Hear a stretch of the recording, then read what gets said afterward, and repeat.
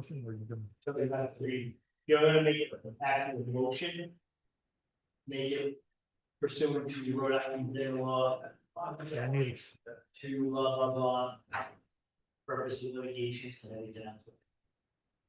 Okay.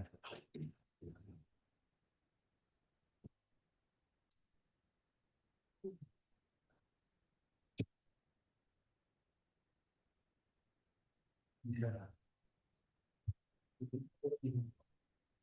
I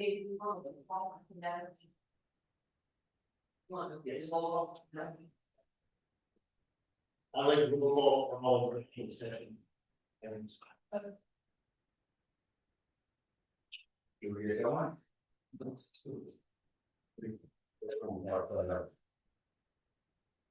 Would you like to go down something?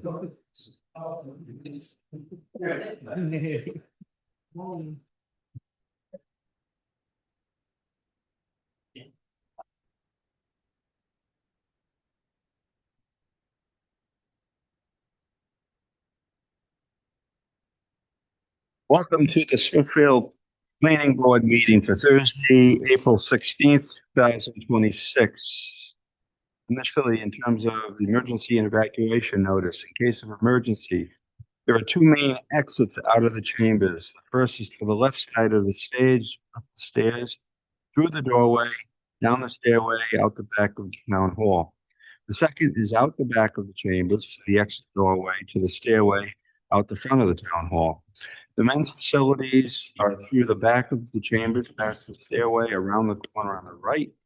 The ladies' facilities are through the back door of the chamber and straight up the stairs on the left. Please do not use the elevator in case of emergency. Initially, in terms of approval of meeting minutes of March 19th, 2026, does anyone have any proposed changes and or additions?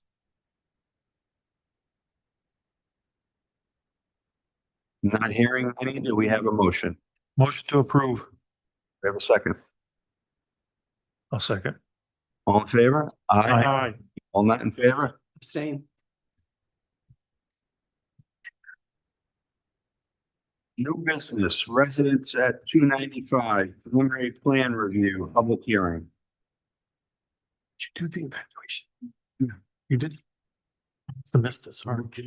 Wow, I must not. Yeah. Sorry. Totally.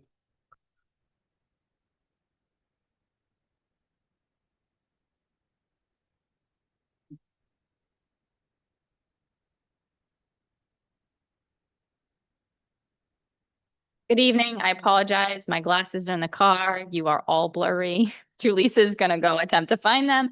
Otherwise, I'm gonna put my sunglasses on. So good evening, Joelle Rocha, attorney for the applicant. Thank you for hearing us tonight.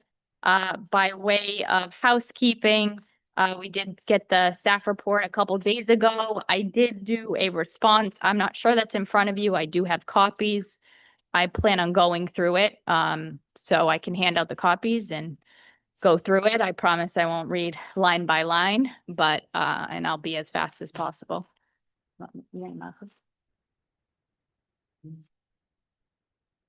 Okay.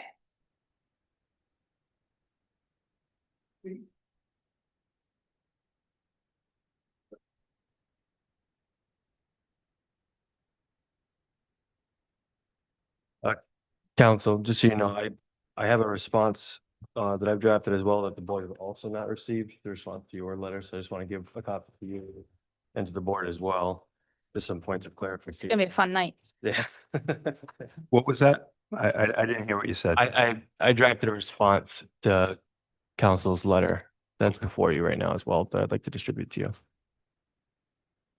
Bunch of extra papers for you guys.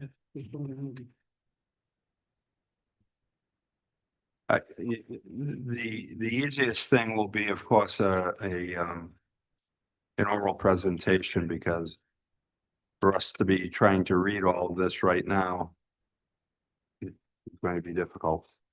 And I think the plan is prepared and just highlight responses that need to be addressed.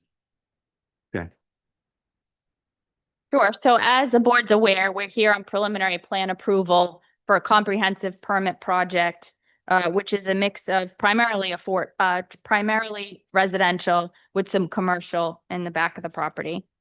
It is in the highway commercial plan corporate and economic growth overlay district zone.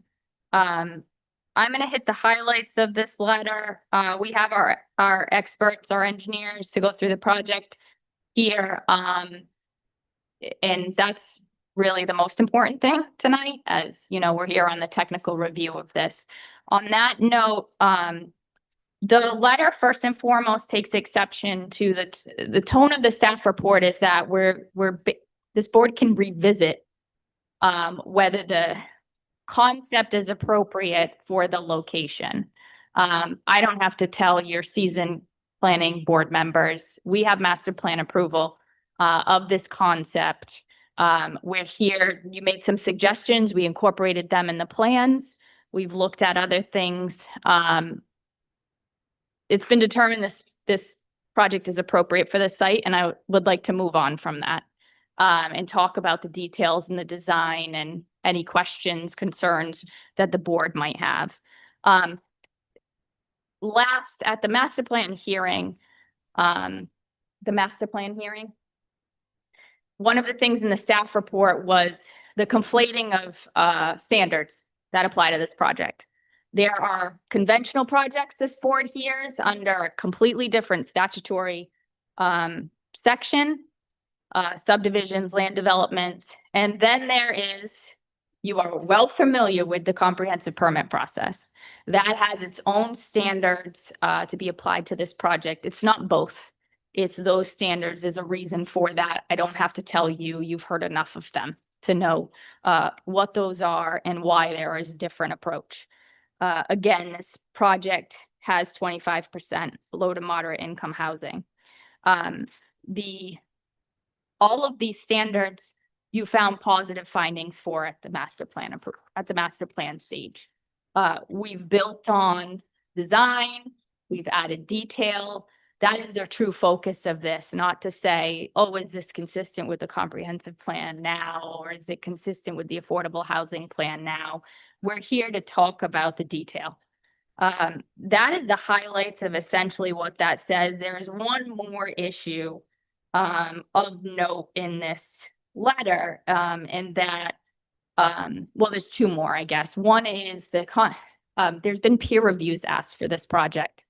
These boards ask for peer reviews on very large projects. I get that, but not on this project. And the peer reviews are really simple civil engineering reviews. From a legal standpoint, your regs, which should probably be looked at, require that peer review to be done by master plan. This is a civil peer review. We don't really know why, or issues raised as to what that is. But we object to that peer review. We're really trying to figure out what the issues are here that would prevent moving this forward. State approvals, utility approvals come at final for this project. We don't know what the outstanding issues are. We're here to talk about the utilities, the sewer, the water,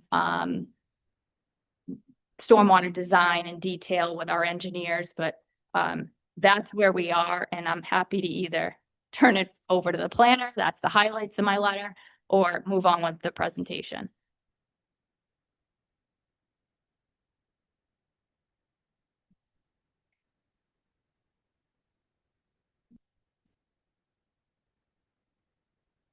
Yeah, I'd be happy to respond, address. Sure. All right. So, as council has stated, they feel as if my memo improperly suggested the planning board should revisit as a threshold matter whether or not the residential component is compatible with the site and zoning context. Despite the master plan approval, staff does not agree that the current memo reopens master plan approval de novo. The current memo expressly states that the density and ECOD land allocation adjustments were previously approved at the October master plan hearing and are carried forward into the current preliminary plan submission. That said, I acknowledge that preliminary plan review should be framed as a review of the detailed engineering and design submission that follows master plan, not as a fresh referendum on whether or not the basic concept should have been approved in the first instance. And council is correct on the narrow point, but the staff memo is intended to evaluate whether the project as now detailed remains consistent with prior approvals and whether the board can make the required statutory findings on the present record. Council is certainly right to point out that the governing required findings at preliminary plan for a comprehensive permit are the findings in Rhode Island General Laws 45, 53-4, etc. And that the memo presents 45-23-60 almost as though it were an independent and controlling statutory findings framework for this. I agree that the operative required findings at this stage are 45, 53 for comp permits. And to the extent that the current memo references the other standards, those references are best understood as planning and technical context, not as an attempt to substitute regulatory findings. I find that to be one of legal framing, not a collapse of the substance of my memo by any stretch. The substantive concerns identified in my memo, whether it be the policy tension, access, stormwater, utilities, infrastructure review, I feel remain relevant to the board's determination under the comp permit statute, even if the finding section is more cleanly rooted in 45-53. On that note, at the end of the response letter that I provided you with alternative, or rather revised recommended motions that are far more explicit in that regard and reference my findings far more explicitly to the appropriate standards for the comp permit. Comprehensive permit.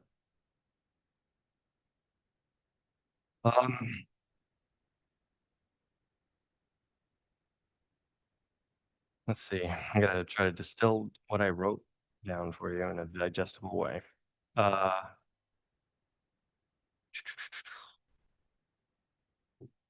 not gonna belabor all these points. I'm gonna try to hit on specifically what council brought up just a moment ago. With regard to peer review, it was posited that no project review fee or need for peer review was raised at or before a master plan. And rightly points to the subdivision regulations, which state that the determination whether a project review fee will be required for major subdivisions or land development projects by the planning board at pre-application stage and no later than master plan. I agree with that, but project fee issue and the engineering review issue should not be conflated. Current staff memo does not rely on those review fees determinations, rather it relies on the narrower fact that the engineering peer review has been requested and that the town does not have the benefit of that review in the record. On April 7th, the town engineer received and sought a proposal from PAR Engineering to review the stormwater and related civil materials at this stage. That proposal is addressed to the town. The town is compliant with the purposes of the agreement, and that the proposal contemplates work proceeding on receipt of that agreement. And the copy presently available is unsigned, so no peer review has actually been started in that regard. However, the town engineer has further advised that in his professional judgment, peer review should be requested for this project, and that at a minimum, additional time should be granted to complete a thorough review of the engineering plan set, including stormwater management, soil erosion control plan, given the project's complexity.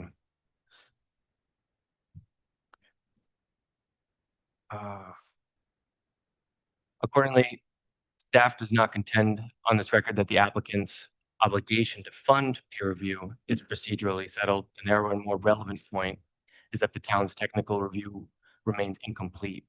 If the board wishes to await the benefit of that review before acting on the preliminary plan, it may do so on the basis without resolving in this proceeding the separate legal question of whether or not the fee was timely and properly imposed under those regulations. Furthermore, the town engineer has stated that the department itself would be willing to fund that if need be.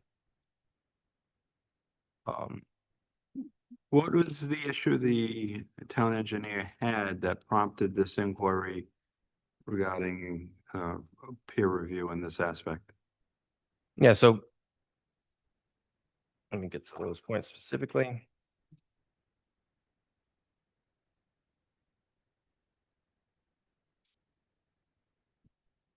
Town engineer advised that coordination between the project engineer and the town remains ongoing regarding ownership and maintenance of the sewer main extension.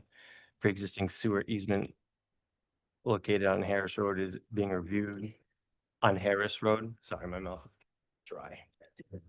A different issue, but Yeah, there are multiple. Please wait.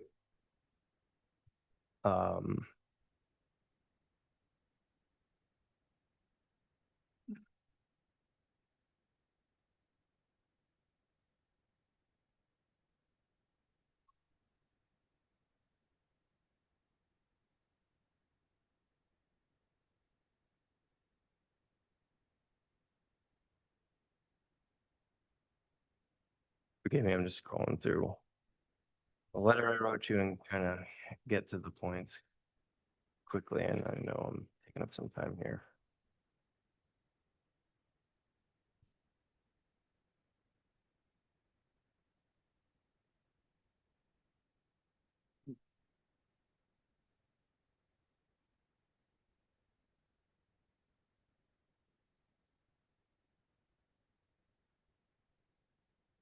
Yeah, I thought I had stated that more or less a moment ago, but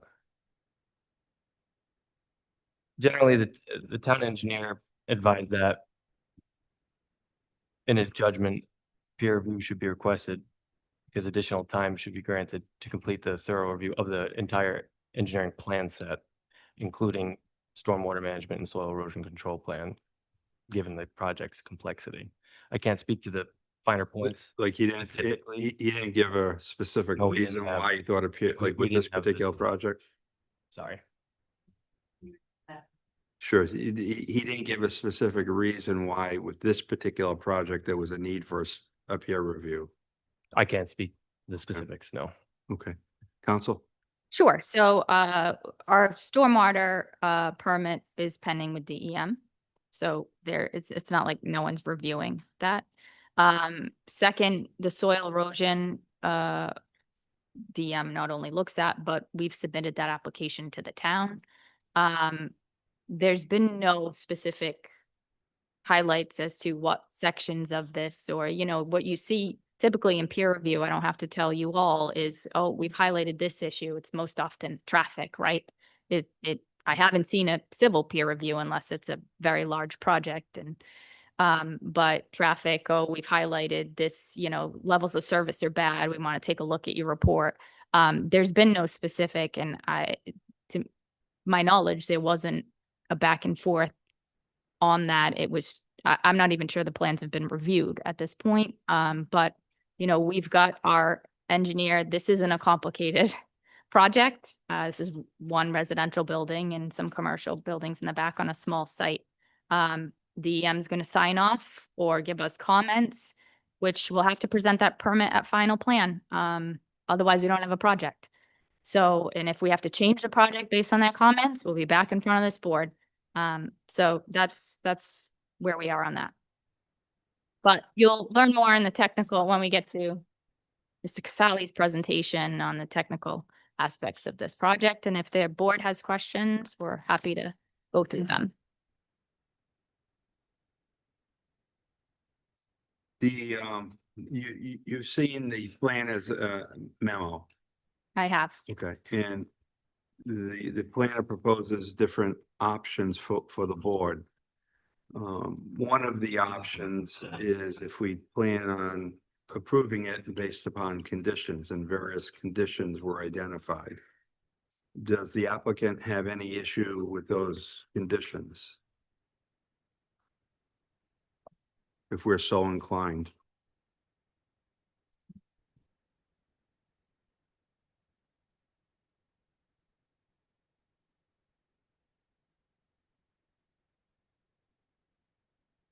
Give me a minute, Mr. Chairman.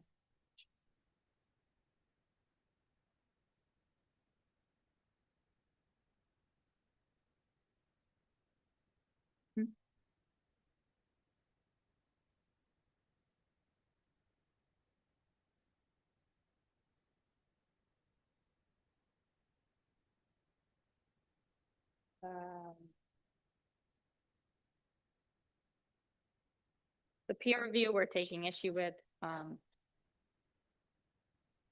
In section 2, in recommendation number 2. to, will complete all, we have this, like I said, we have the town stormwater erosion control, application pending. Some of these are construction conditions about, we got to design the project in accordance with the plans, which that's a requirement anyway. We have to demonstrate the utility approvals, NBC connection, those are fine.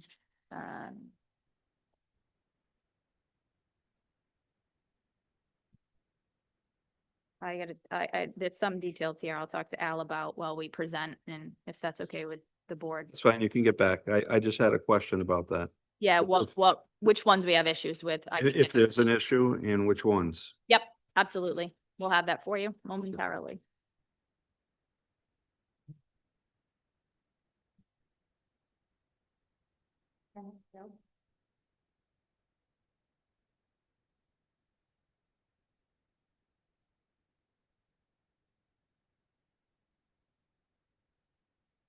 Good evening, members of the board, Mr. Chairman. Just for the record, my name's Joe Casali. I'm a registered professional engineer with offices at 300 Post Road in Warwick. I swear you in. You swear to tell the truth, the whole truth, nothing but the truth? I do. As always, Mr. Chairman, a quick PowerPoint presentation. I hope that you will find, as I do, that this is almost identical to what we presented in master plan. There really hasn't been any changes. We do have Ed Wojak here with us, the architect of Ed Wojak, Wojcik. Here with us, the architect of record. If there are any questions, we also have Paul Bannon here, our traffic engineer from Crossman Engineering. If there are any questions, I'd like to just quickly go through.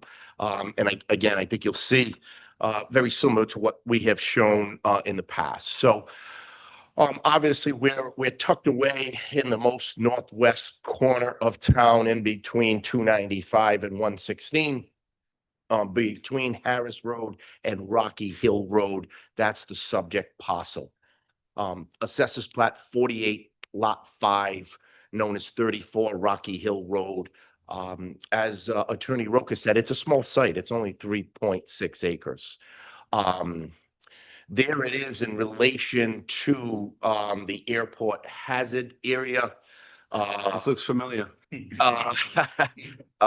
It is in horizontal zone D, which is out of the auspice of A, B, and C. So this is an aerial, that's a Google Earth map from 2025. You see a portion of it's cleared, most of it's wooded. We did have the freshwater wetlands delineated by Scott Rabideau of Natural Resource Services. Found a small isolated wetland. It only has a 25-foot buffer zone. It has an additional 20 feet that we can't put structures. And that 100-foot buffer means anything that's inside or west of that buffer needs a permit from DEM, which you'll see that we have filed and have not yet received comment. Obviously, the entire site, as we've talked, is in that planned corporate, but it's in the economic growth overlay district. which only has, strangely enough, one rear yard setback of 25 feet, which we will meet. The proposal is exactly as we stated initially. It's still a 4-story multifamily residential structure. It's still 86 units with a 20,000 square foot footplate, 4 stories. You can see what it will look like. Ed's done a great job with these buildings throughout Rhode Island and Massachusetts in terms of the multifamily residential structures. In terms of the unit count, one thing that I think is very special about this project is all of these are 1 and 2 bedroom units. So 72 1-bedroom unit, 14 2-bedroom units. So there's the 86. 22 of them of low to moderate income, which is a little bit more than the 25%. 4 are ADA compatible. 2 market rate units will be ADA and 2 LMI units will be ADA. And you can see how they will be interdispersed throughout the different floors, whether some are in the front, some are in the rear, elevator sizes. As state law says, we have to have 25% of any type unit to be for LMI. This is a typical 1-bedroom unit. You see there's 3 or 4 different types based on the architecture. We also have a couple of 2-bedroom units, depending again on the space and on the architecture. That's going to be a view when you're heading up north to Boston, 295 north, with the existing growth. What we expect you will see, that's an actual picture, and then we've interlaid the building right inside of that. In terms of the commercial component of this, exactly as we stated at master, these are going to be 8 flex space units. They're about 22 by 45 a piece, about 8,000 square feet in the gross floor area. That's a typical flex unit. That's a 10 unit. We only have 4 on either side. In terms of entrance, we have that one entrance off of Rocky Hill Road. What was asked of us at master plan was to have a dedicated throughway for commercial use traffic, which we've done and you've seen. What is new from this TRC was they wanted a little bit more separation in how we could do that. And so we added some resident only vehicles for anybody who, first time in the complex. We don't want them passing around behind the building if at all possible. Parking, 103 spaces are required. 117 are proposed. Nothing was needed for an adjustment at master for parking. Trash, we have separate trash and recycling for the building, as well as outdoor recycling for the commercial space. Drainage, again, is pretty straightforward. Reason being, this park was designed for, and permitted long ago for 100% impervious area. What has changed is the regulations. So the storms have been modified slightly and the requirement for infiltration. So you'll see only small appurtenances like this sediment forebay, which ultimately ties into that existing drain line, which goes over a federal highway line into 295. And then we're going to take the entire other portion of the site and bring it through another proposed UIC for attenuation and infiltration, and again into 295. So none of this water interacts with any infrastructure in the town of Smithfield. This is private, which will ultimately make its way into that existing drain system. We've applied to DEM. We have not yet received comments, which isn't unexpected. And we've also applied to be on your next soil and erosion hearing. You can see reductions in peaks and volumes to the design point, which we expect will be very well received at both of those entities. In terms of utilities, we have a 12-inch water main right up Rocky Hill Road. We're gonna be bringing in a main spine that's gonna have different hydrants on it. And then we'll have domestic and fire protection for the building and domestic for the garages. Hydrant flow tests, we got really good results, 50 some odd PSI in both residual and static pressures flowing over 1,000 gallons a minute. So very good results in terms of water. Sewer is going to be private to a point. We have two different pump stations, one for the garage, one for the residential structure. That's going to pump from a private force main that ultimately is going to connect into an existing sewer main on Harris Road. You can see that existing gravity main there on Harris. And so we're going to be able to pump around. We tried to get an easement. We were unsuccessful. So we're going to take the public route, the route through. In terms of landscaping, this was done by Diane Soul, who I think you all know, and she's local here to the town of Smithfield, actually wrote the Smithfield landscape ordinance many years ago. This completely comports with the town ordinance. We're not asking for any terms of relief. We have buffer plantings all along the roadway. We have canopy trees with the interior parking, and we have our wetland buffer plantings. We have a continuous sidewalk throughout the site. I know that that was asked of at master plan. We have exterior communal space that was also asked for at master plan that we've worked in there. And then in terms of lighting, our photometric plan will be presented at final, but all lighting is going to be dark sky compliant, LED lighting, and we will comport to the town standards to not have more than a half-foot candle of light pollution over the property now. That's a good shot of the exterior communal spaces. Both of those, all three of those images, I believe we showed you at master plan. So lastly, Mr. Chairman, where are we? We've moved through a process pretty quickly to everyone's benefit. We were before you for pre-application in April of 2025, TRC in September, master plan approval following, back to the TRC in April of this year. And we have made the following state and municipal filings.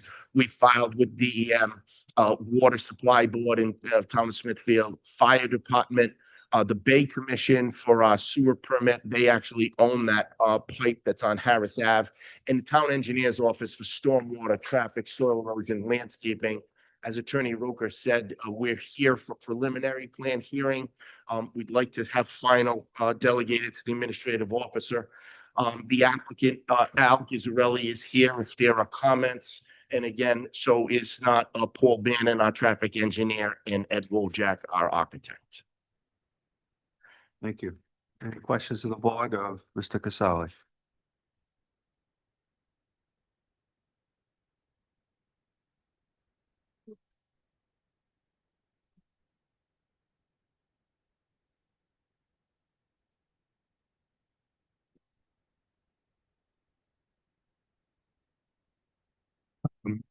Sorry, can I ask a question?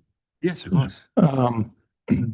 I wanted to hear from yourself or whomever is the acoustical engineer or who's going to be playing acoustical engineer.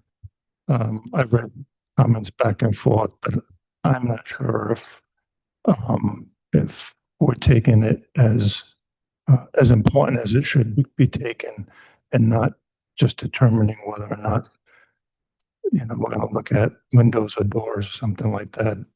If you don't have an acoustical engineer on the project as the architect, done a project like this next to a highway where his background would support the information that he'd be given. Yeah, before I bring Ed up to answer that, yeah, we had talked back and forth at TRC whether a sound study would be warranted. And I thought it was the determination, at least it's my determination. We've done many sound studies in this town. You saw us present for Bryant, because they were the originator of that sound and were required to meet the ordinance in terms of the abutting neighbors. We've done a sound study for that proposed dog daycare. Again, they were the originators of the sound and needed to comport to the ordinance. Here you have ambient noise from 295, which we can't control other than architecturally with components in our building to the maximum extent practicable. I will let Ed get into what he plans on doing, but that was our rationale, Richard, is the sound that's being created, we can't control because it's not our noise. It's ambient noise from the highway, as it would be on any other state highway, as it would have been, on Route 7, when let's say some of the other Harris and Lime Rock condos. And I think, as we all may agree or may not agree, the sound that is most disturbing is not the ambient sound that's constant on the highway. It's that sound of the jackknifing and the braking and the volatile sounds that you get on off ramps and on ramps. But allow me, I know you're an architect, allow me to have you talk turkey with our architect in terms of attenuation and sound dampening. Good evening. Ed Wojcik with Ed Wojcik Architects, office in Providence, Rhode Island. I swear you in this, tell the truth, the whole truth, and nothing but the truth. I do. So the owner asked me this question, I guess, from the last hearing about the sound, and there is no building code requirement for exterior sound dampening. It's strictly sound between units, sound between corridors. So the building code tells you how you have to build your interior walls, because we get the most complaints from tenants saying, I hear my neighbor and it's driving me crazy. And that's something that is enforceable by the building code. Exterior sound, the only time in my 30 years of doing this was a HUD requirement when we did affordable housing and we were next to an airport. I feel really confident that our wall construction on this building, because of the new energy codes and the need for continuous insulation, that we're not going to get any sound transmission through the walls. So it's the weak point, the windows usually is the sound. But even that today, insulated glass, higher U values that are required. I'm not going to say you're not going to hear any sound, and we could do the best windows we can. The minute someone opens the window, you're going to hear it. Sound is like water. Any crack, any crevice, sound will get through. I think this is an owner requirement. People, when they're going to be renting these units, they see where it is. He's going to have an economic thing if he can't. But I think you've done your research, and people need housing. I've sat on many panels. Why can't we build more housing? We have to develop all land areas available. I'm not sure if that's, the answer you guys want to hear. Yeah, I mean, I think as part of the board, we're also looking at the end user and their comfort level. I'm not going to go sell, health, safety, and welfare on you, but they're unless it's just best practice. But I've been involved with projects that there were more classroom spaces, and they wanted to see how 95 was this was classical high school, and we had to put monitors on the roofs of classical high school to monitor what was happening on 95 and whether or not the windows needed to be upgraded to triple pane, whatever. So I thought there was something in that code that speaks of this, or maybe it's just best practices that us architects try to do.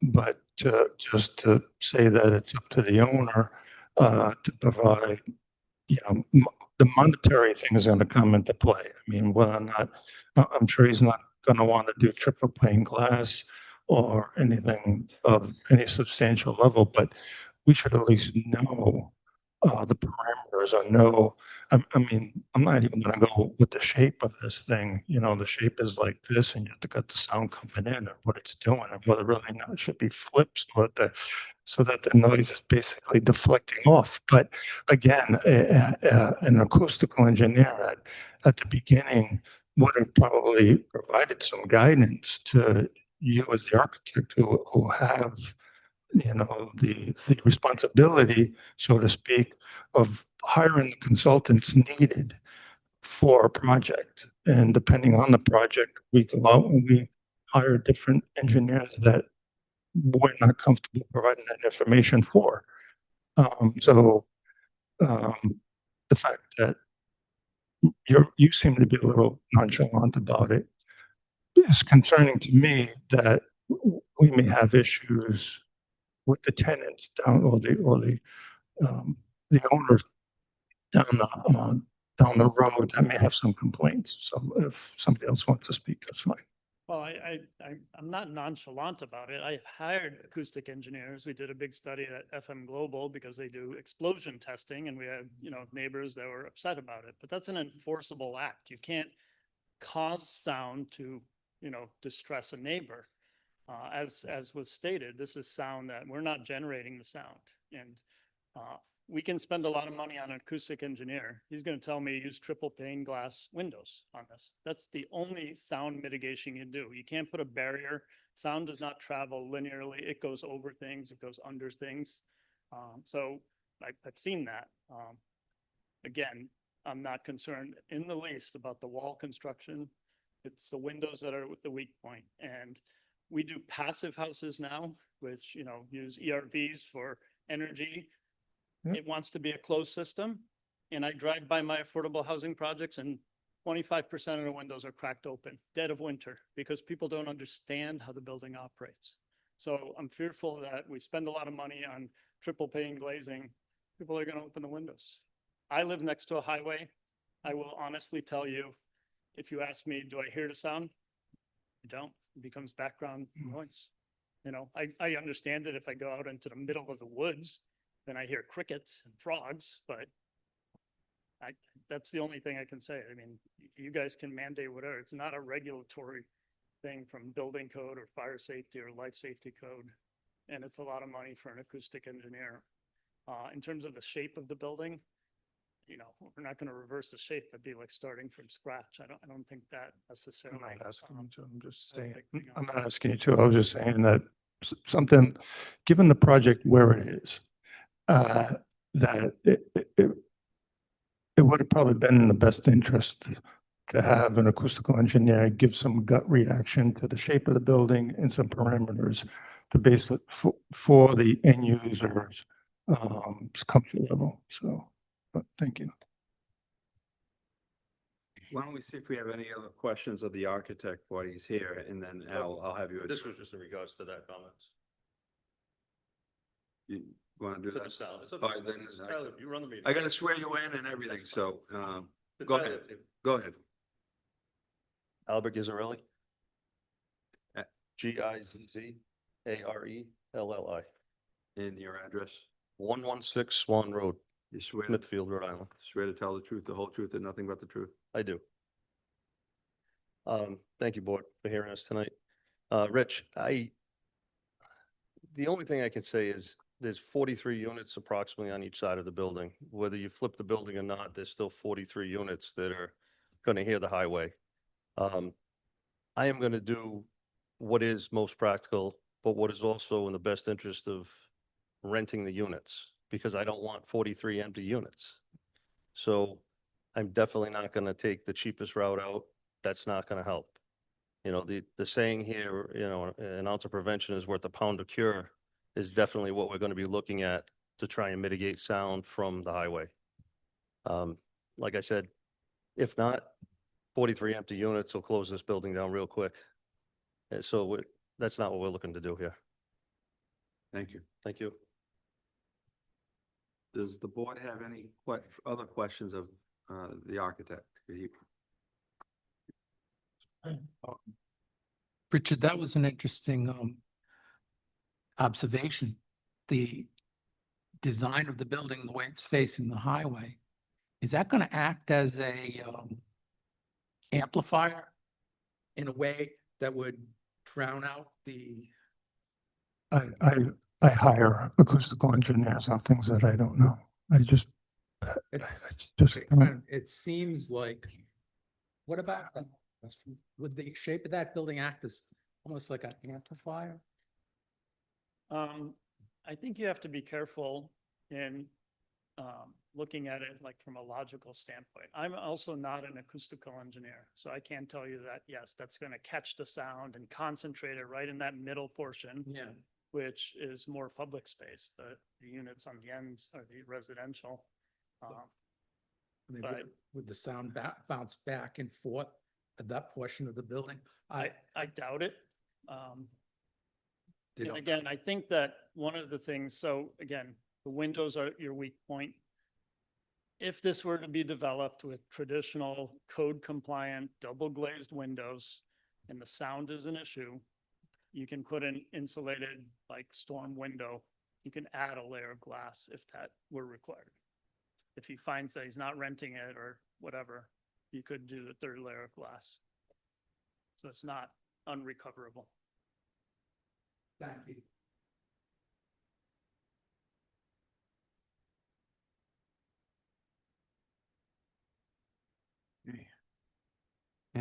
Anything else from the applicant in terms of presentation? No, Mr. Chairman. Beef. We'll open up for public comment. It's 6:44. Anyone that would like to be heard, please come forward. You have to state your name, please, with your address.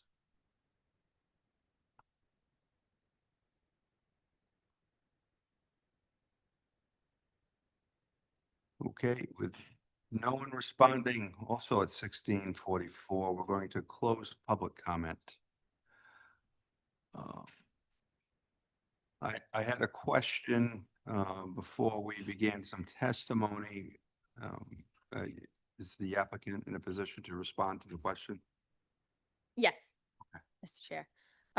Some of these anticipate specific comments from the board on the topics and conditions related to that. So, but I'll note those as we go through. The affordable, number one, the affordable housing integration and statutory compliance. That's a finding the board has to make at this stage, that they're integrated. One of the sheets of the plan set show where the affordable housing units are located. We have provided architectural plans on that, so that finding should be made at this stage. There aren't 40 different types of styles of units in this, so the breakdown has been provided. The board probably knows on other large projects or comp permits that we have a letter of eligibility from Rhode Island Housing, underwriting the units, and then you have to have a monitoring agent once they come online to ensure the tenants qualify for those units. So I'm not sure any of those, the proportional construction note is already in the statute, so we have to construct. It's not really an issue in this case because you're not getting COs for each apartment unit. You are constructing the whole building and then going to be occupied. So usually in your townhomes, condos, you have to do the proportional construction requirement, which is already in statute. You can't really get around it. One for every 4 units. This is a building, so that's not going to be an issue. So it sounds like number one, you're okay with generally. I don't think it's necessary, Mr. Chair. I But think do you have an objection to it? shall remain integrated as long as that's based on the plans we've already submitted. I'm worried about the second point, shall provide sufficient documentation to confirm compliance. These are the plans, they're not changing at final. So I'm not sure what else we're providing, and if there's an explanation for that, that can make me feel comfortable as to what that means. My fear is these open issues. I know what's on the final plan checklist. it doesn't get into this level of detail. So I don't know what that is. You're ruling now whether they're integrated and the size is compliant with the statutory requirement. I don't know what else we need to provide. So barring clarity on that, and I'll let the planner, respond. If we I don't know put what the that is. planner right Yeah. now on that issue, while we're discussing them.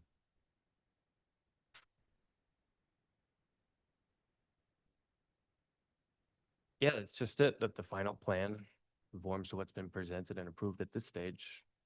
Final plan matches. I It's just a think- condition that's meant to be synonymous and to be replicable from preliminary. It's not meant to be anything in addition to. Just continue conformity with what was approved by the board, or what may be approved by the board.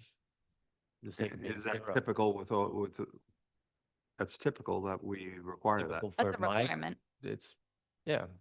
And I would like to put some of those requirements in my recommended conditions to the board to ensure Yeah, conformity with the prior approved proposals, The what? with the prior approved proposals.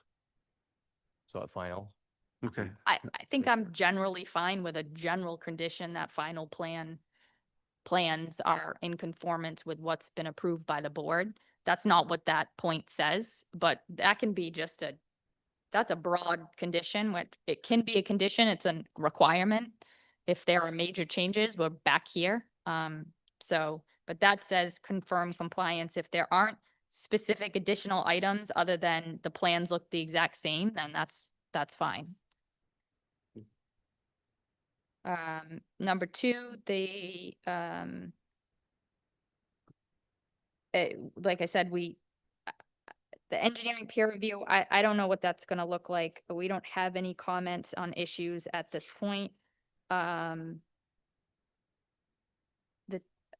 Same thing, town engineer, stormwater erosion control related civil comments.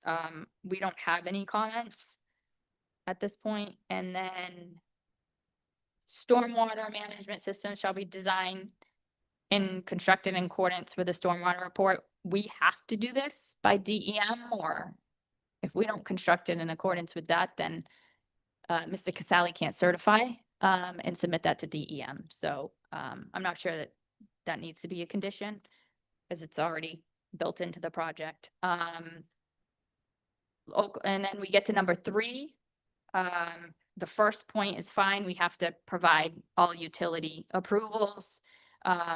We talked about the second point, we talked about sewer already. We can get into more detail about that if we need to. There are no outstanding sewer conditions. We provided the easement that the town has. We now know, as Mr. Casali said, that the line from Harris to our property is a town-owned line, and that Harris down is an NBC line.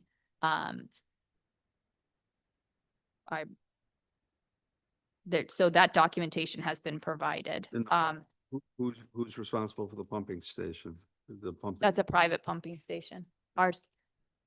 So we can certainly clarify at final plan, we'll clarify ownership. We'll get an okay on the town's portion of the sewer line. So as long as that condition means that, and it's not anything above that. Yep. Just one point as well, there's a current sewer easement that runs through the property adjacent to this property. That easement runs on his property. I believe you all have a copy of that easement. It says that sewer authority does have the right to run sewer through there. And I've also spoken to the neighbor and he is fully aware that that is what's going to happen. So just so you know, he's aware, and as long as the communication's kept open and we give him a decent timeline, has no problems with anything.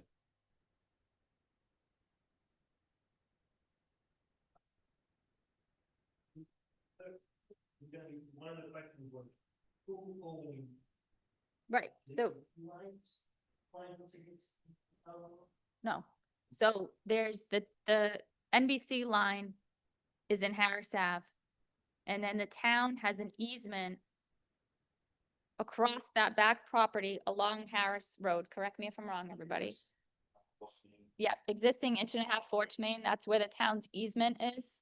And we'd be taking that line down Rocky Hill, following the red to us. That would be, all that red is the town home, to town-owned portion. And we've provided all that documentation. You're just gonna connect into the existing. No. And we're extending the line. Dumping into Yes. line, which is the lowest red point. There's two red points on the bottom. So where it says connecting into 8-inch PVC sewer. Go up a little bit, Bill.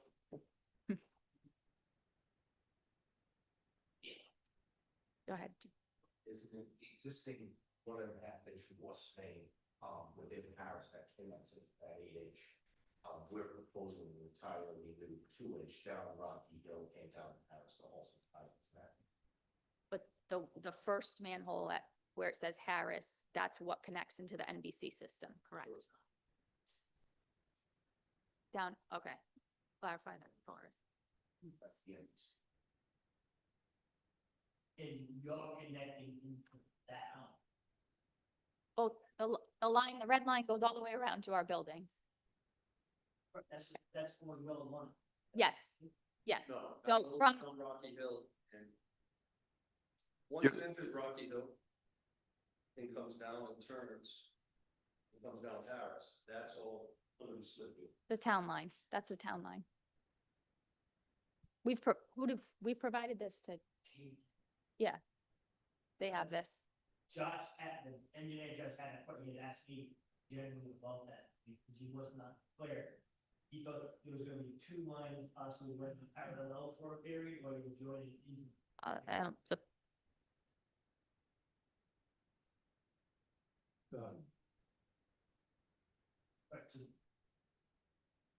That's on the plans, right? That existing 1.5 wall that they are 2-inch. We're gonna leave that alone. We're gonna run a 2-inch parallel to them. and the town will eventually own that 2-inch line. If they run to take it, if not, it'll be part of our property, then our homeowners association will maintain. So that's something you gotta work out. with Gene. Mhm. And I just have your name, sir. Sorry, I'm one of some, Joe Later, project manager with Joe Sabi. Want to swear you in? Swear to tell the truth, the whole truth, and nothing but the truth? Okay. So, Yes, so go ahead. so we're gonna have this sewer manhole come down two pump stations, come up to a flushing manhole right here. Manhole right at the property line. From that manhole, the 2-inch force main that comes down Rocky Hill and comes parallel with the existing 1.5-inch is, per Gene's discussion with Gene, would be put into the town ownership because it's within the town right of way. There's an easement that exists from this intersection of Rocky Hill and Harris on this property that currently has this 1.5-inch sewer in it to connect into this manhole. This manhole is where the gravity system starts. That comes all the way down to the intersection of George Washington Highway. Where it hits that manhole in George Washington Highway, that's Narragansett Bay Commission's interceptor line. So all of this infrastructure is town-owned. But the flows are captured and handled through Narragansett Bay Commission. So that's where the two entities come into play. And you'll decide. Sure. Client will decide with the town who's gonna own the 2-inch parallel running line. The town wants it, Gene wants to take it over because then everyone else will be able to tie into it. All of those existing businesses will be able to tie over. I think if they don't want it, which I can't imagine, we'll certainly operate it and maintain. But my understanding is they want it, will be within their right of way. And then we will put it into town standards, we will pay for it, and then others will be able to tie into it.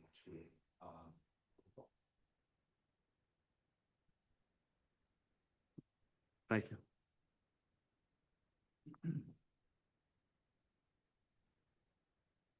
rest of that section's fine. Fire protection, life safety is fine. This is, part of the final plan. In traffic, the first one we have submitted already, those are in the plans. And then the other two just mean whatever conditions or requirements this board is putting on.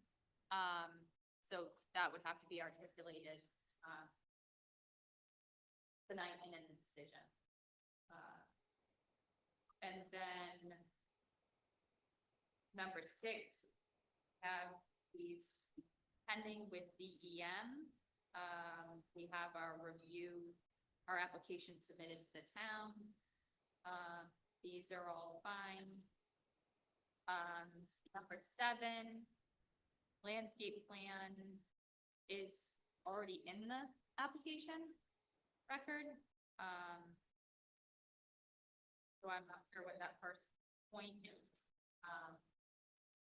And then final lighting, signage, and site design elements shall conform to the applicable ordinance standards at any board direction.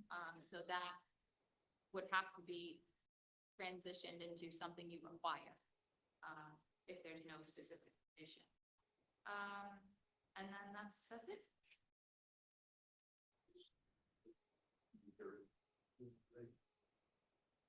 Is this an 8? I have 7. Peer review is the one they were taking issue with. Peer review is Was number 2. 8. That's on number 2, Oh, where's under the engineering. okay. All right. Well, you got number 8 on the list. It's peer review. I was just going by the proposed Yeah. conditions if we're All right. inclined Yeah, to. detail of the peer review is in number 8. Yes, but that's the main issue that they Yeah. have, as I see it. They don't see anything for it. Anything else? No, any discussion of board members? Mr. Chairman, can I ask the traffic engineer, Paul Van, a quick question in regards to circulation? It'll only take a couple of minutes. Pardon? We could state your name, address, I'll swear you in.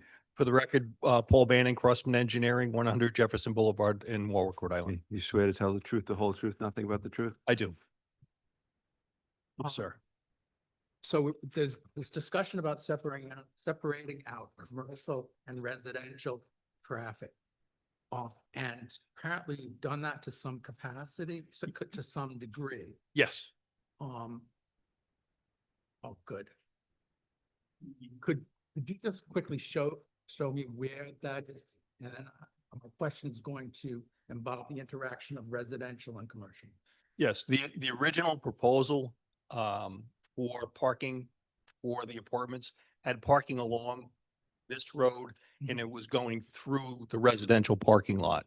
So they removed all the parking associated with the apartments off this main road that would service. Right. They previously could have done either way. So that's going to be signed residential only here. And this is a main uninterrupted service road within the project. So all the commercial traffic would use that straight shot. So, but residential, vehicular traffic will not be prohibited. No, Got it. No. Thank you. they have access. This would probably be like the overflow area because it's the furthest from the units. So Mhm. people will not Yeah. tend to park there unless they want to get walking in, Agree. want to get some walking in. Okay, Thank you. Jim. So the parking in the front then is and that's not for That, the yeah. long-term park. What's the intent of that parking if it's to keep? No, the- that's parking for the apartments, but it's not on the road. It's in a parking lot Yeah, okay. versus they had, there was parking like this on that road Yeah. initially. So all that parking that was backing out onto this Oh, yeah. access was removed. It's not backing out into the Correct. commercial traffic. Correct. Okay. Thank you. Any other questions of the board members of the applicant? Any discussion? I'm just, just as far as the engineer is concerned with the peer review, I'm just not sure. If we do something with that, or, because he seems to be, seems like pretty serious about a peer review. I don't know. if He, it's some he more- is, but we just don't know the reason why. Yeah, that's why I'm Um, not sure we should go with that. I mean, I mean, I think I like the project. I think the planner does have some points, and that's why I brought up the topic about if we're inclined to approve it, if the applicant had any issues with some of the concerns Yeah. he had. Um, It just Th- certainly th- seems what you talked about sewer and some other things. It seems like the impression I have is that all that seems to be covered and they can't finish or continue at certain points without it being right. So that's kind of the impression I'm on. Correct or right, everything done right has to pass to get to the next and get approved. So I'm not certainly opposed to not having a peer review. So That was I mean, if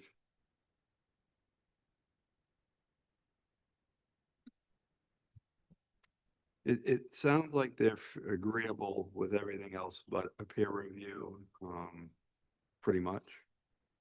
Al? Can I just speak to the point of the peer reviews? And this is kind of a sore subject with me, especially one reason, you have a company, and I'll use Joe Casale as an example, who's been in business for 30 years. He has the ability to stamp plans. If he doesn't design it properly and it doesn't work properly, it falls on him. At TRC, I actually asked Josh straight out, if a peer review is done and they come back with changes, what do we do? He said, but you don't have to do them. I said, well, if I don't do them, you're not going to accept the plans.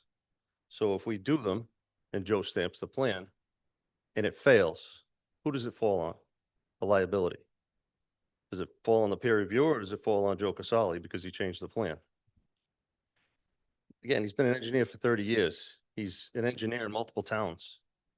These peer reviews are, the money doesn't go to the town, it goes to the peer reviewers, but they're money grabs.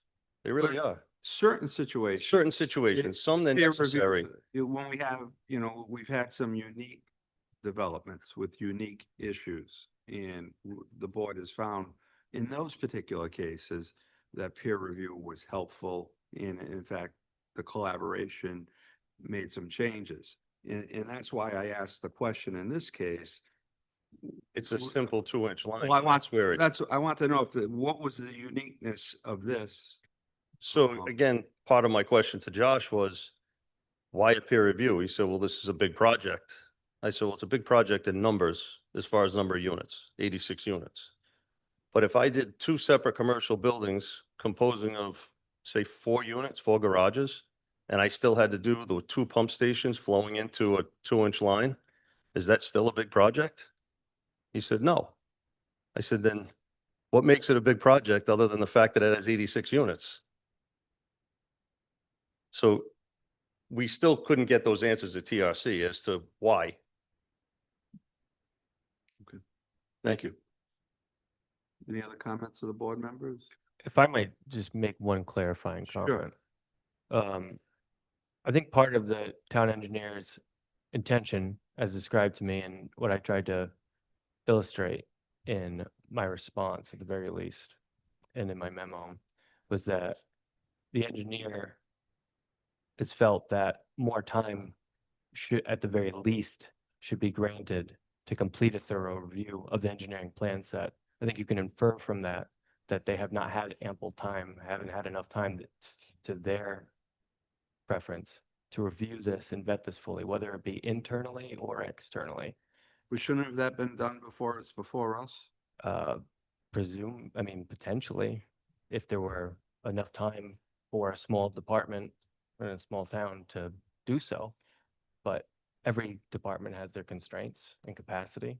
That tends to be why we send things out for peer review, to ensure that, humans are humans, humans can make mistakes, make sure everything is vetted appropriately. I'm just trying to relay what the town engineer has relayed to me and has made comments on. I obviously can't speak to the engineering of this whatsoever. That's not my job. But my colleague has requested more time with this, and I feel it's my responsibility to at least alert you of that. Okay, any other discussion? Do we have a motion? Have one last thing to say, Mr. Chairman, um, I've had a limited communication over the past 2 years with the engineer. And he told me straight up that the peer review was one of the best things this board has ever done. And, I agree in certain situations that call for it, like when we're aware of an issue. maybe, if it's an issue, maybe we can just,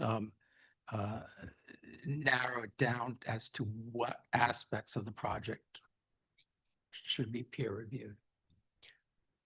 I mean, Mike, should there be 5 peer reviews? Water's peer reviewed, sewer's peer reviewed. Now we're going to do engineering that's peer reviewed. Traffic gets peer reviewed.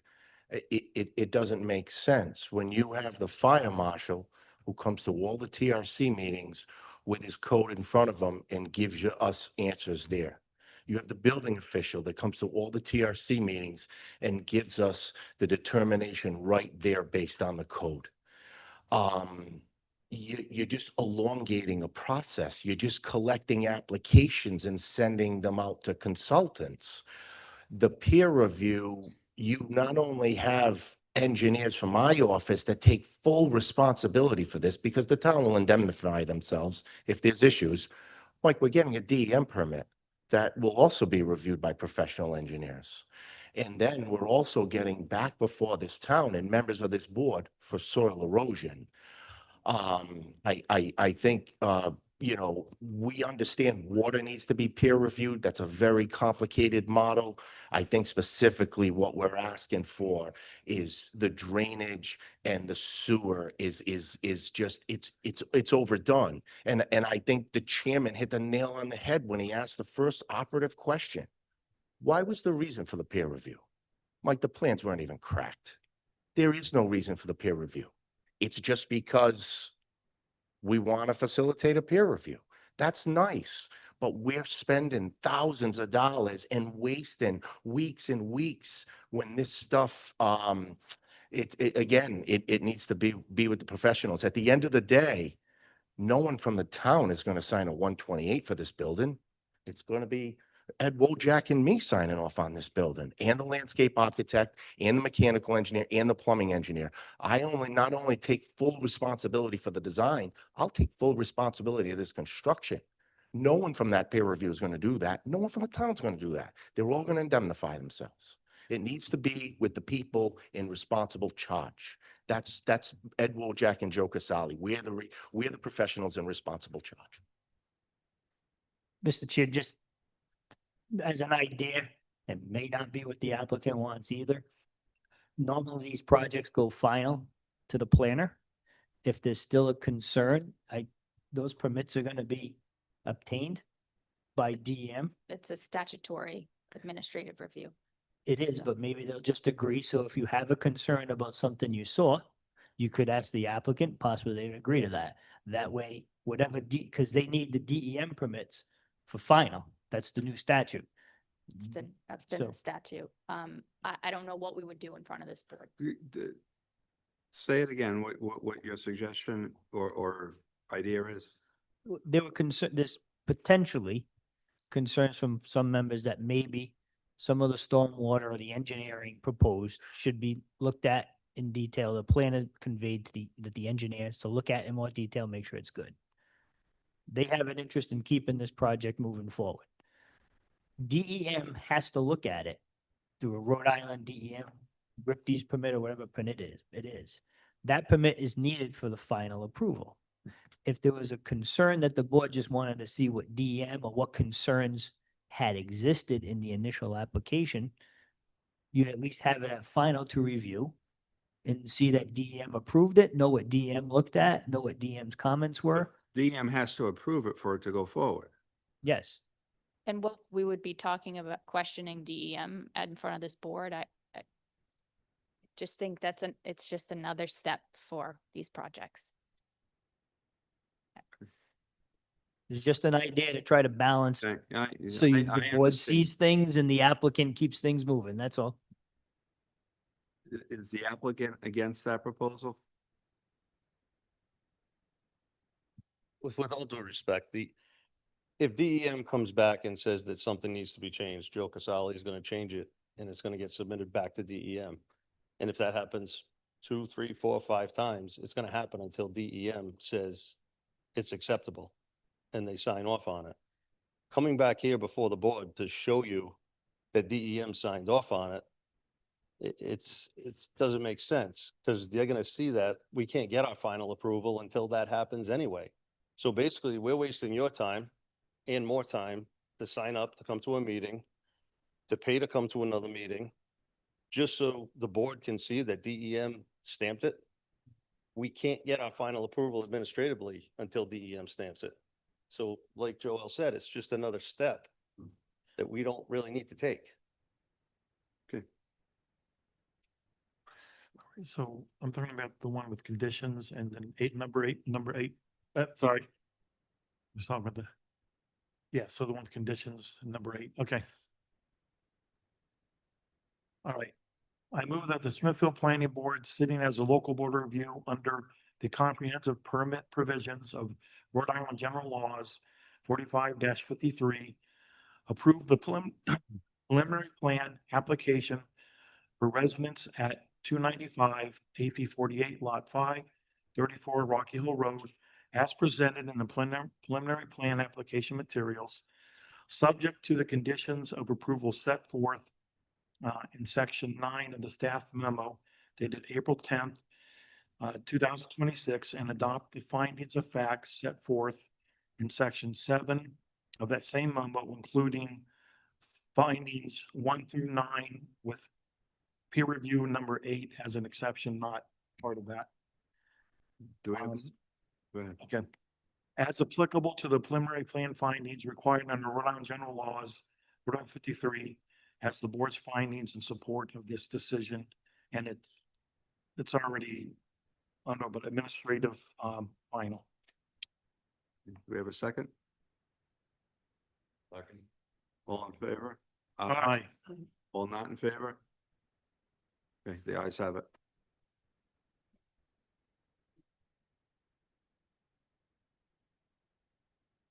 Thank you very much.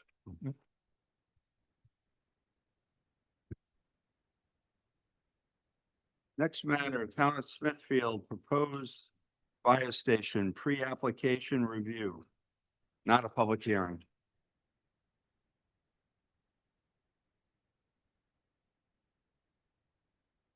Do we? Okay, I want to give her time to.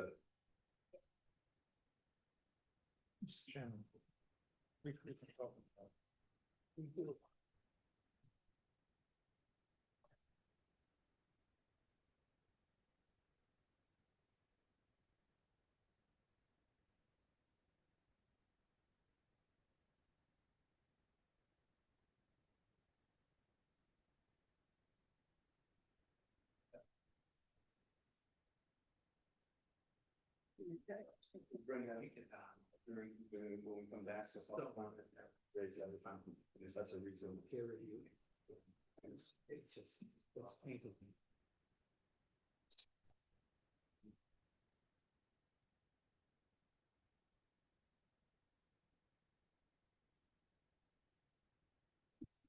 Good evening. Good evening, board members. Bob Seltzer, Town Manager. I'm here to speak on behalf of the second version of the fire station project, unfortunately. I believe it was about 4 years ago, I was here when we had purchased the property on George Washington Highway, which was just at the end of the pandemic. And we had designed a fire station, and that was at 321 George Washington Highway. And, you know, we got all the approvals, we designed a station, and then so we were at the point to get quotes on building the fire station. And when it went out and we got the bids back, we ended up at $8.7 million for one bid and 10.2 for the other. Those were the two bids we received. That was out of our price range. Even if we had extra money beyond the bond, we didn't have that kind of money. So what happened after that, we started researching our other options to see maybe there's another piece of property that may be a little bit cheaper to build on, whether we could get some property donated, whether we could find a building that we could renovate to a fire station. So after going through that process, we did find a building at 341 George Washington Highway, which is roughly 400 feet or so towards Lincoln, away from the piece of property that we had. And we were able to get a pretty a design for a station and a total package price of 5.9 million. Which we had a $4.5 million bond, but also in the meantime, I was able to secure, as fire chief at the time, a $1 million public safety infrastructure bond. And the following year, we received a $550,000 public safety infrastructure bond to move our fire dispatch into the building as well, which at first we weren't going to do.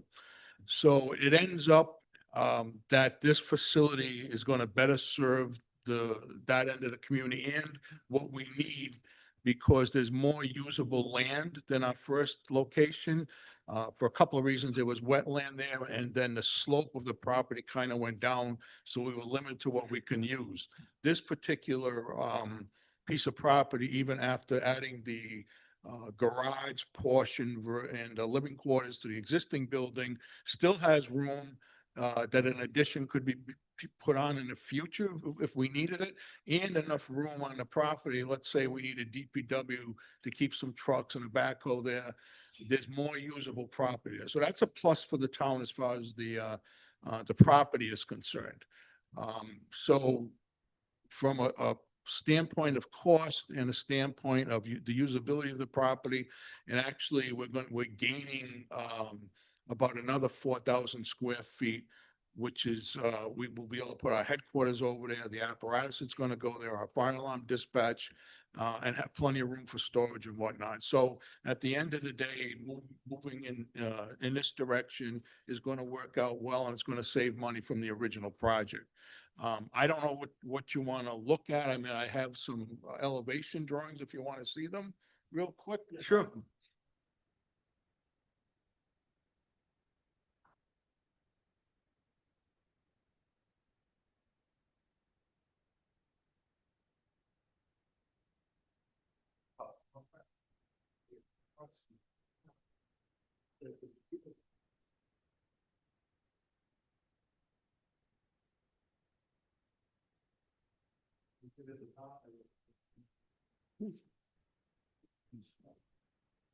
So, facing George Washington Highway, so this building is where the Crown Trophy business is right now, the Grand Builders. So it's down a little bit, but there's going to be a new exit roadway for the fire apparatus. But if you go down that road, the front of the building is going to look like this. There's going to be 3 garages, with those, and they're like 80-foot long bays, so we can double stack the apparatus for reserve apparatus. So the 3 bays, there's going to be access here to the side, which is going to be a combination of the living quarters, bunk rooms, and I'll show you a layout. And then there's going to be a lower level here that will tie in. This is the existing building.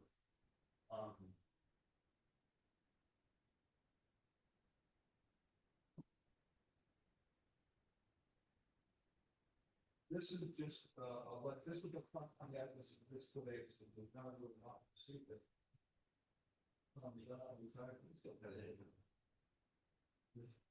So we saw the 80 doors is right here.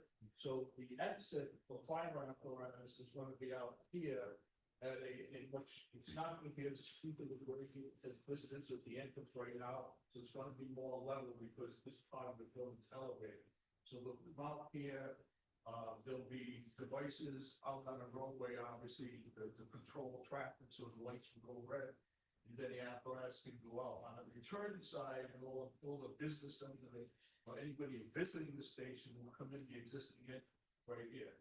So this is George Washington Highway, visiting entrance, and then the apparatus bays with is going to be like a 40 to 50 foot apron in front of them, and then they'll go right out there. And off of the pole. So that's the concept.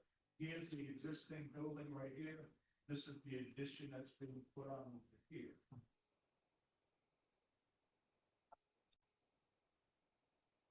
And then this is just some elevations that have been pretty bad, top of this.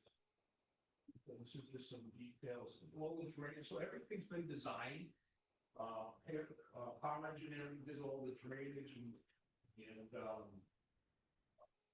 all the design for that. They did all the, design for the driveway and then, anything that had to do with the surrounding area, how the foundations going and all of that. And then Aaroni and Associates did the structural design of the actual building.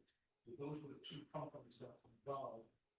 And then what ends up happening is, here's the existing building, and it's already laid out in such a way, because there was offices in there, that we could move our headquarters staff in there without very minimal changes other than carpets, paint, that kind of stuff. The buildings are very well kept as far as that goes. And from an energy standpoint, like they said, LED lighting, things that stuff like that. So they kept it up. So this is existing, would become our offices, and over here would be our file and dispatch. And then this is the addition, the bottom level right here, which is the living quarters, basically a kitchen area and living quarters, a gym over here, and then you go up a flight of stairs. And this is where you get the apparatus space and the rest of the most of the fire station. So once you get this upper level, here's the garage doors over here. There's bunk rooms over here. There's a radio, we call a radio room, or a report room when the crews come back. They do their computer work and that kind of stuff. Some of the requirements with NFPA right now, you've got isolated areas for decontamination. So if they've got blood on it, maybe some of the fine needles, so they can clean it all off. There's a gear washing area, to wash our gear. There's a gear storage area. So that's kind of the stuff required. These are 3 apparatus bays, and it's built so that there's enough bunk rooms. We're not going to be using them all ahead of time, but it's also built for future consideration. But somewhere down, it's a fall in the head and puts it out. And to make sure in the future, if another piece of apparatus has to be in there, there's enough bumps to handle it. And that's pretty much the view of the station. Some other elevations here. This just is like the one we saw earlier. It shows the front, the side, and the front. Yeah, I think that's what he gave us. So again, in front of the station, we show the bunk rooms, the apparatus bays. As you go around the building to your right, you'll notice the slope down. That's probably the first floor of an elevated apparatus bay. But that works out well, because that now brings the driveway to go out to the George Washington Highway on a more level keel rather than the existing driveway kind of goes down quite a bit. It's kind of really bad, but it's a little bit, the slope is a little bit steep. So that's the general layout of the station. Like I said, civil engineering was done, electrical, mechanical, the architects got all of that done. We're good to go. We've already been working with them as far as where everything's going to go, and he's got everything lined up. So, and then again, watching the taxpayer standpoint, the price with the grants and what we have. I'm actually hoping, and it looks like we're not even going to spend the entire amount of the bond. We're going to save about 500 to 800,000. Overall project, obviously, it's a fire station. And it's not that far from where we were. And so our time frame, just so you know right now, I probably mentioned this before, it takes about 13 minutes to get out to the North Central Airport area. It takes us about 8 minutes to get up to Bryan and Fidelity, and then when you head down towards 295, it's a similar thing. Where this is going to cut down our response time for the full area anywhere between 3 to 6 minutes. So, that'll be, and as you know, all that's starting to build up in that area, we're seeing more falls. And we're already staffed to move people in there, so we did, and we have the apparatus. So we've been planning on this, moving them up there, and so it's a good project, coming in at a good price, which I'm pretty happy about. Looks great. The, where the fire trucks are exiting, that roadway that you showed, is that only for vehicles to exit? They've already made it the next. So it's, So the entrance that's there now, so the main exit, regular business. People come over. but people can't go into that. You don't have to like, you don't have to stop something one way. Yeah. Any questions of the? Yeah, I have a board? question. DOT, are they gonna put lights out there on George Washington? Horseman is working on that. Okay, So you'll have the, preemption lights there. So basically, when the fire apparatus come up, it'll trigger a signal and it'll turn those lights red. And then it'll stop everything, and then they can either go left. great. And are you planning anything that you want to plan in the first building? Is there, you guys are getting more? You want to get, right? Because we're actually getting more square footage. And, there's actually a garage and in the back part of this thing that we're gonna be able to actually put some other stuff in there that we normally would have garage space for. It's not where we thought we were gonna be, but at the end of the day, it's gonna work out.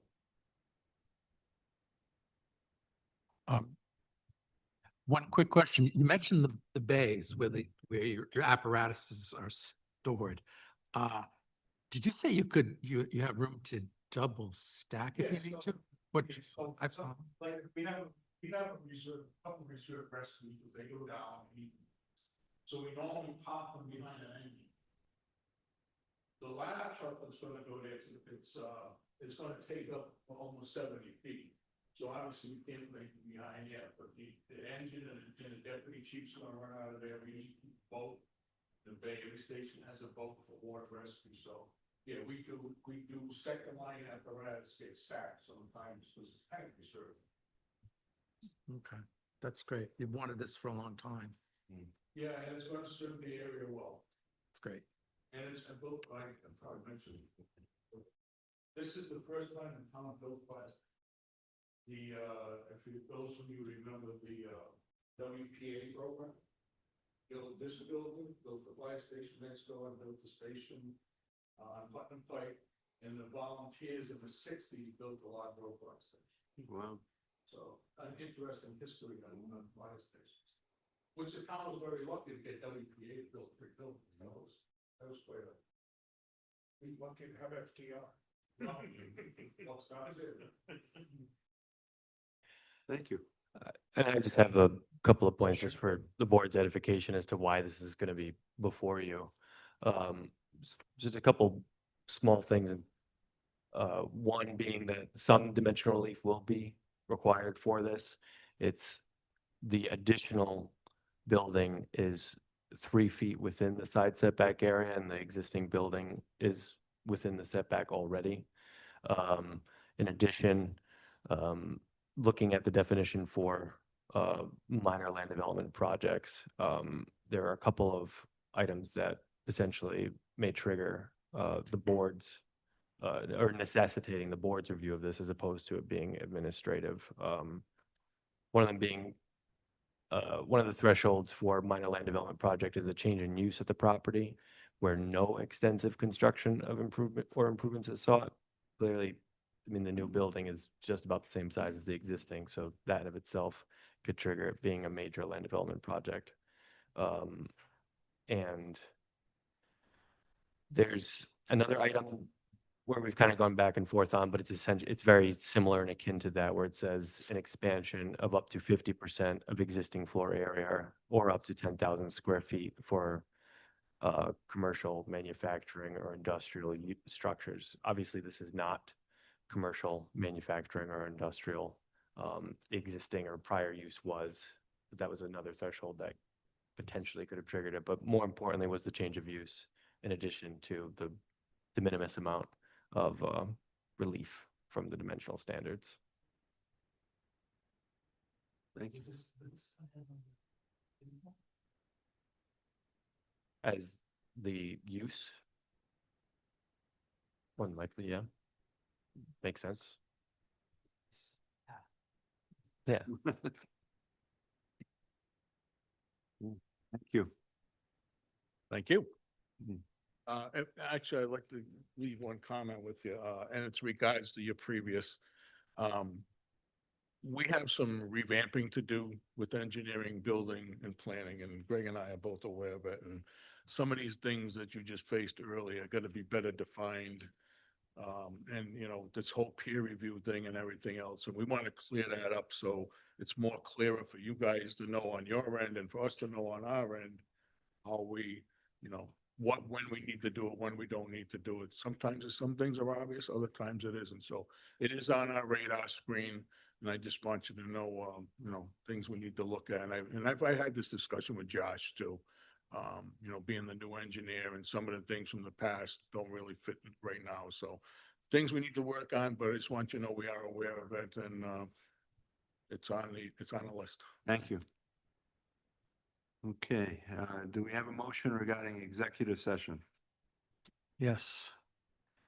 I entertain a motion to convene into executive closed session to consider, discuss, and or act upon matters pursuant to Rhode Island General Law, section 46-5A2, pending litigation of Beauport LLC versus the Town of Smithfield Planning Board, case number PC 2026-00524, and West Greenville Road LLC versus Town of Smithfield, case number PC 2025-05420.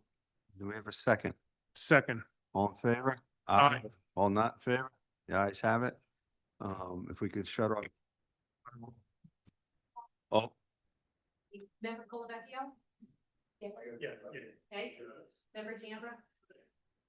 Yeah. Member Lynn? Yay. Member Moan? Yes. Member Nanny? Yes. Member Sloboda? yay. Member Yocum? Yeah. 7-0. Carries.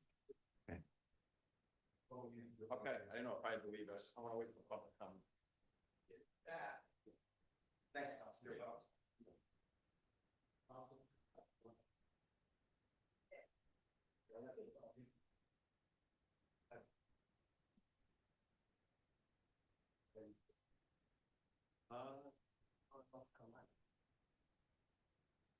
Hey, John, you get that tape that you read? How many did you read? Sit on it, I was home. Well, they have not, they were down. Drop off some, so it's just. Situations.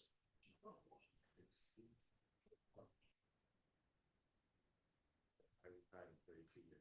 Great. Yeah. Still lost. By the way. Your teacher? No. I got that boy. Yeah.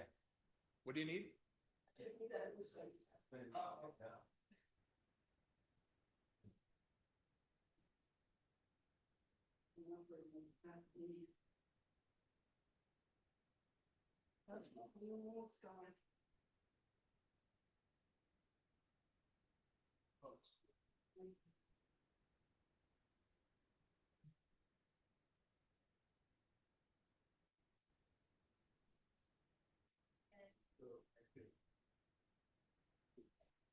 Whatever we want to do this summer, wherever. Hey, you know what? You're going to go and, that's the time. No, you don't have it.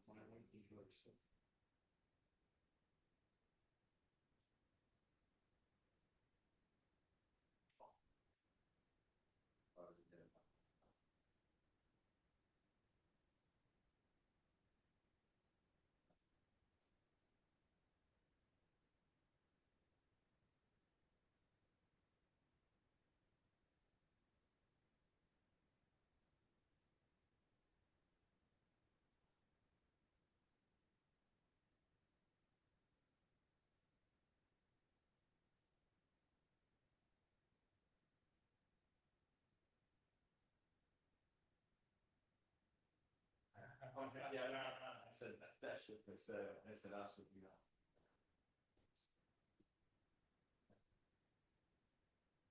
I mean, no, yeah. Yeah, this class, but this, yeah. So, I think because.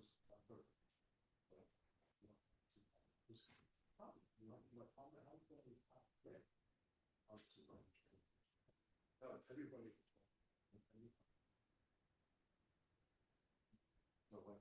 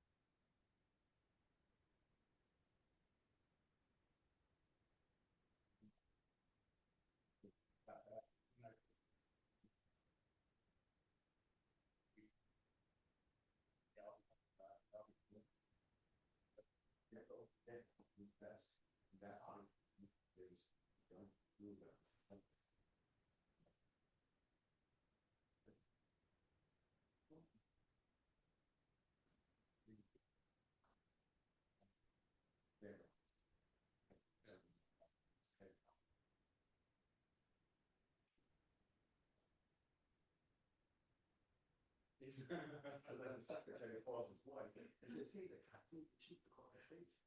But, no, I expect this thing, but I love it. Yeah. You know. Yeah.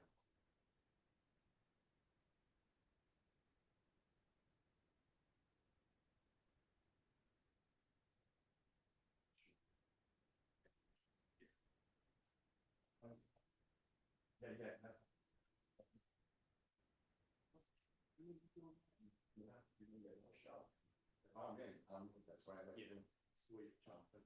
But even being a pay stuff with Jerry, Jerry pretty close. Yeah.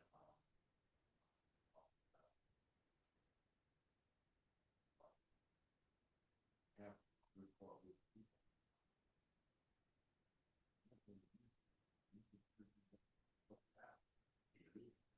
Yeah.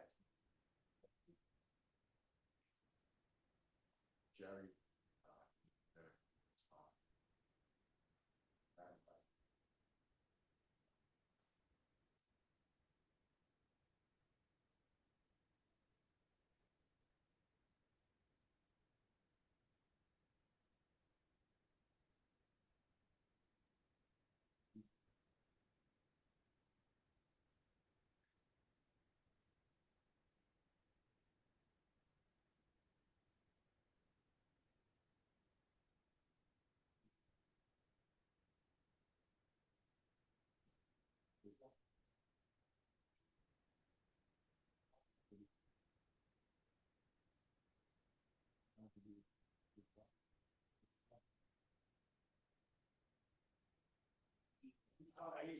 Yeah, so Jerry told a very good story, but, no, he's very, very, I'm very, with some, yeah, I appreciate like, kind of reaching out with the club. Yeah, all that first responder thing that Jonathan does, he does an excellent job. Goes into where, done a lot of times, not just the club, and it's very good outreach. You know, anytime you day. No, I'm passionate about all that stuff there, but you got, and then probably like, I had 5 years, nobody was ever hired. Smithfield was always a private system. So I had 5 years of the state system, Bobby Dan actually called. The head of got a whole company. I'm like, I got 5 years of the state system, you're a private system, I'm gonna have to work 25 years now, right? It's my birth. And yeah, when people thought about it, I was like, I could have done it, but I ended up working 32 years instead of 25. But, okay, all right, I'll see you around. Yeah, thank you, sir.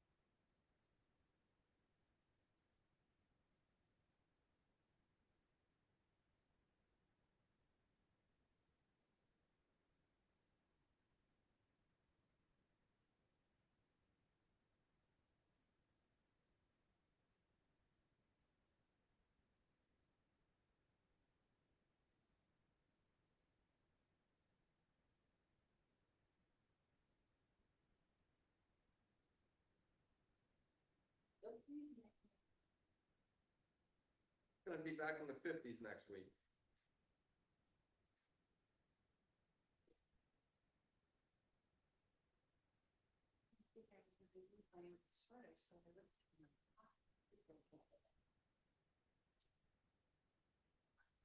No, so you don't know how to dress. It's like you go out to dinner, it's like either the air's not on yet and it's too warm, or you go thinking, yeah, it'll be warm, and then the air's on. Right, yeah. I just bring a sweater.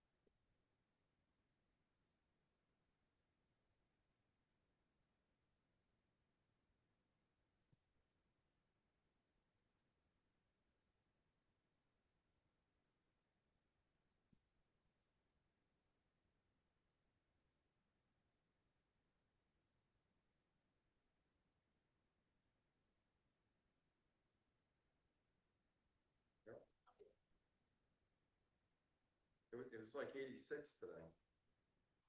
Crazy weather.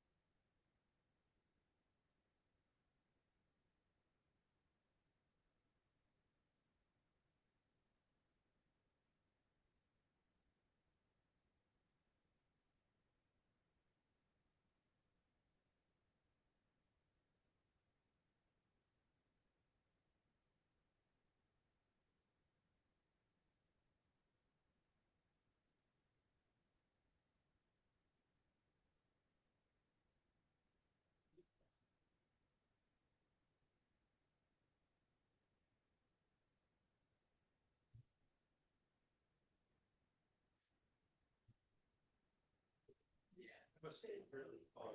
What's that? You must be really. I'm retired now. So I can play the drum. You can't educate that. Trooper. So, patient. All right. It's the best show in town. Wow, it's so much nicer. It's very cooler in here. Yeah.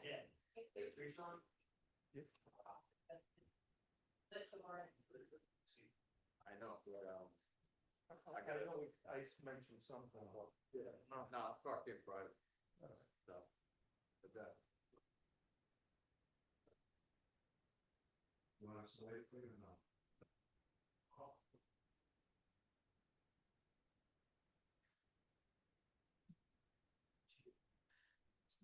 You good to go? Yes. Okay, we're back in open session. During executive session, there were 2 votes taken. The votes were to seal the minutes of executive session. And the second vote was to reconvene in open session pursuant to Rhode Island General Law, Section 42-46-4.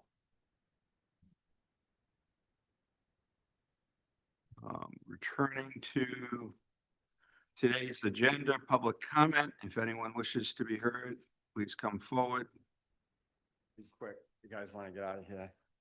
So, not getting sworn in. 2 things. I can appreciate what the town manager said about the peer review. However, I think the engineering department downstairs is probably a lot smaller than some of these projects that are coming in and the speed that they're coming in. Peer review has been a great tool. I mean, the small time that I've been coming to these meetings, I think it's been very beneficial. You hear about some of these other projects where there's been drainage issues, noise complaints, even some of these housing projects that they've been built, and Mr. Calavecchio brings up the sound statutes and stuff for the building codes. That did look like a theater almost, where a bowl, the noise would go in there, maybe be deflected somewhere. But the infrastructure in town's getting antiquated. They said they had good water pressure up there. I think the engineering department probably wants us to put eyes on the plan and look at it and just maybe spend some time. But again, I think the planner's been doing a great job. He's probably a little overwhelmed on some of the projects that have been filed coming into him now.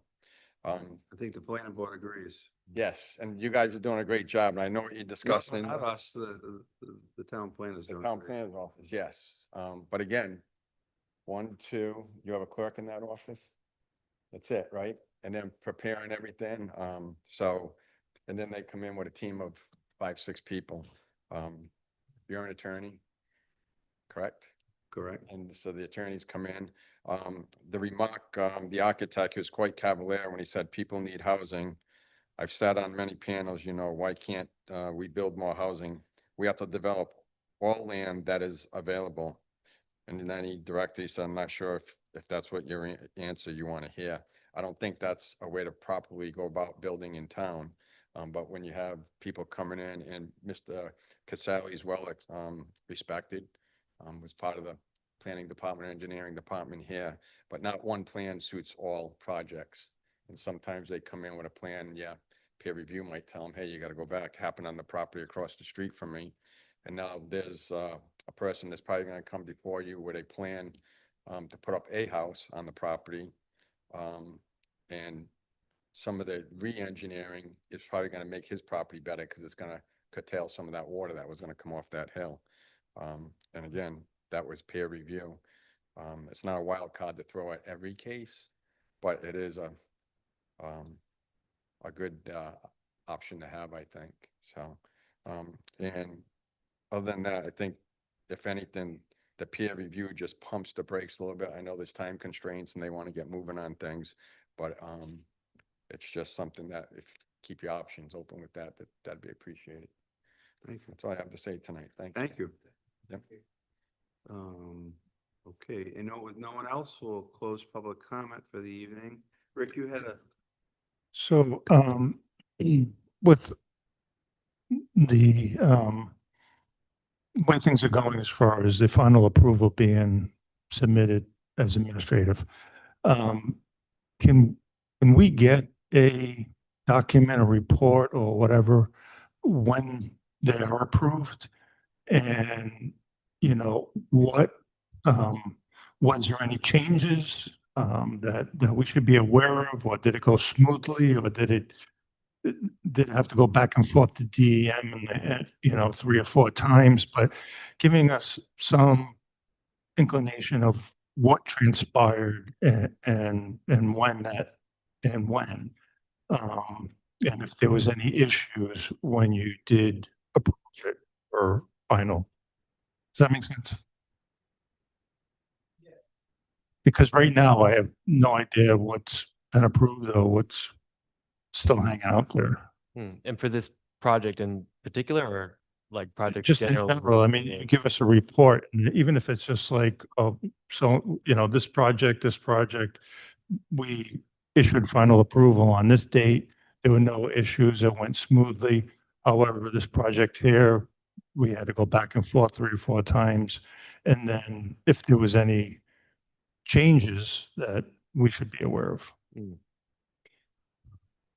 I can answer it in 2 ways. One is the OpenGov portal kind of helps with that a little bit because we make them submit all stages through that. And I try to keep all communication through that as well. If we certify something complete or incomplete and why, that all gets submitted through there. I'm not suggesting that the OpenGov portal is the easiest thing to navigate. I've been trying to do a decent job on the website, take the link that brings you directly to the application instead of making people hunt for it. So I think that's one way to get not a report from me per se, but to see what I saw and what the other departments saw in that final review and what the official communication through that is.